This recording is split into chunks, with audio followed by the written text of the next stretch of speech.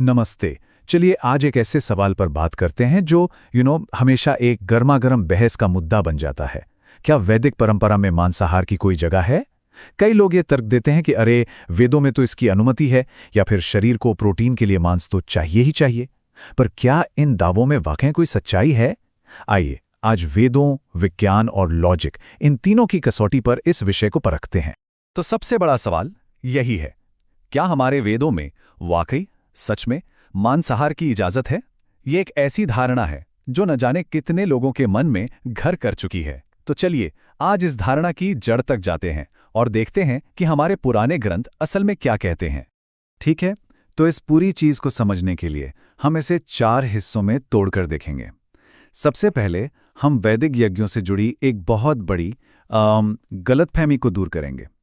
फिर उस प्रोटीन वाले मिथक को तोड़ेंगे। इसके बाद हम देखेंगे कि मांसाहार का हमारे इस प्लैनेट पर क्या असर पड़ रहा है, और आखिर में इन सारी बातों को मिलाकर एक मजबूत लॉजिकल कंक्लूजन निकालेंगे। तो चलिए शुरू करते हैं पहले पॉइंट से, वैदिक अनुष्ठानों के पीछे का सच। देखिए, यहां सबसे जरूरी बात यह समझना है कि ग्रंथों को उनके सही कॉन्टेक्स्ट में पढ़ना कितना जरूरी है, क्योंकि अगर शब्दों का सिर्फ शाब्दिक अर्थ पकड़ लिया जाए तो हम सच्चाई से कोसों दूर जा सकते हैं। अच्छा, तो अक्सर ना अश्वमेध और गोमेध यज्ञ का हवाला दिया जाता है। कहा जाता है कि देखो इनमें तो पशु बलि होती थी, लेकिन रुकिए, अश्वमेध यज्ञ असल में एक पॉलिटिकल टेस्ट था, शक्ति और संप्रभुत्व का, ये देखने के लिए कि राजा के शासन को कौन चैलेंज करता है। और ठीक वैसे ही गोमेध यज्ञ खेती बाड़ी की प्रॉस्पेरिटी का सिंबल था। मतलब इन रिचुअल्स का मकसद पूरी तरह सिंबॉलिक था, ना कि खाने के लिए जानवरों को मारना। और यहीं पर एक बहुत ही इंटरेस्टिंग बात सामने आती है, शब्दों का असली मतलब।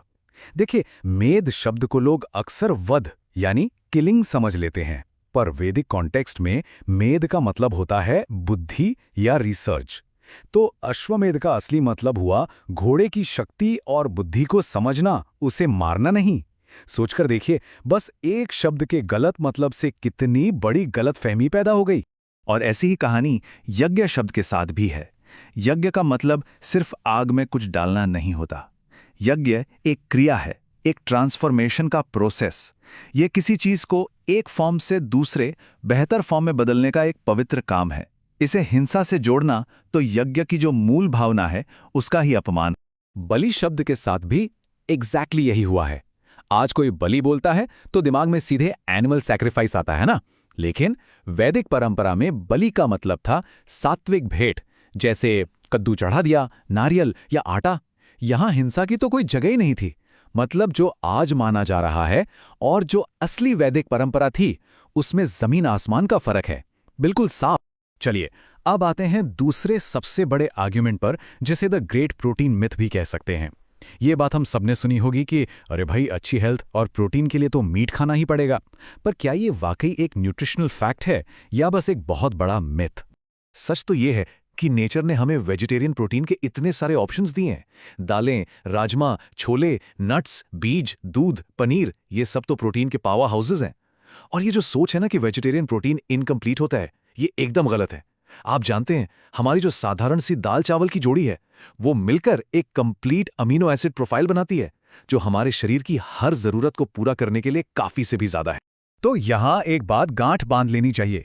ये जो प्रोटीन का तर्क है ना, ये अक्सर एक बहाना या अपने आप को जस्टिफाई करने का तरीका होता है, कोई असली जरूरत नहीं। साइंस और न्यूट्रिशन के फैक्ट्स बिल्कुल क्लियर हैं। एक बैलेंस्ड वेजिटेरियन डाइट हमारी प्रोटीन की जरूरतों को पूरा करने के लिए मोर देन इनफ है। ओके, तो अभी तक हमने बात की शास्त्रों की और शरीर की। अब जरा बड़े पर्सपेक्टिव से देखते हैं, हमारे ग्रह की, मांसाहार की हमारे प्लैनेट को क्या कीमत चुकानी पड़ रही है, क्योंकि अब यह सिर्फ एक पर्सनल चॉइस का मामला नहीं रह गया है। मॉडर्न साइंस इस बात को बार बार कंफर्म कर रहा है, जो मीट इंडस्ट्री है वो हमारे एनवायरनमेंट पर बहुत भारी पड़ रही है। ये इंडस्ट्री मीथेन और CO2 जैसी जहरीली ग्रीन हाउस गैसेस का एक बहुत बड़ा सोर्स है। जानवरों को चराने के लिए जंगल के जंगल साफ किए जा रहे हैं, हमारी बायोडाइवर्सिटी खत्म हो रही है। और बात यही नहीं रुकती, इसका असर हमारे पानी के सोर्सेज पर तो विनाशकारी है। ये आंकड़े पानी की पूरी कहानी साफ कर देते हैं। जरा सोचिए, सिर्फ 1 किलो बीफ बनाने में लगभग 15,000 लीटर पानी लग जाता है। 15,000 लीटर। वहीं 1 किलो दाल उगाने में करीब 4,000 लीटर। ये फर्क कितना बड़ा है? ये दिखाता है कि हमारी प्लेट में क्या है, इसका सीधा असर हमारे कीमती पानी के स्रोतों पर कितना ज्यादा पड़ रहा है। तो कंक्लूजन क्या निकलता है? बिल्कुल साफ, एक नॉन वेजिटेरियन डाइट हमारे ग्रह के लिए डिस्ट्रक्टिव साबित हो रही है, और दूसरी तरफ एक वेजिटेरियन डाइट ना सिर्फ सस्टेनेबल है बल्कि वैदिक भाषा में कहें तो सात्विक है, यानी शुद्ध, जो हमारे मन, शरीर और एनवायरनमेंट तीनों के लिए फायदेमंद है। तो अब तक हमने जो भी बात की, शास्त्रों की, साइंस की, लॉजिक की, चलिए अब इन सभी धागों को एक साथ जोड़ते हैं और एक सॉलिड कंक्लूजन पर पहुंचते हैं। ये टेबल देखिए, ये पूरी बातचीत का सार है। एक तरफ है मिथ्स और दूसरी तरफ है वैदिक और साइंटिफिक रियलिटी।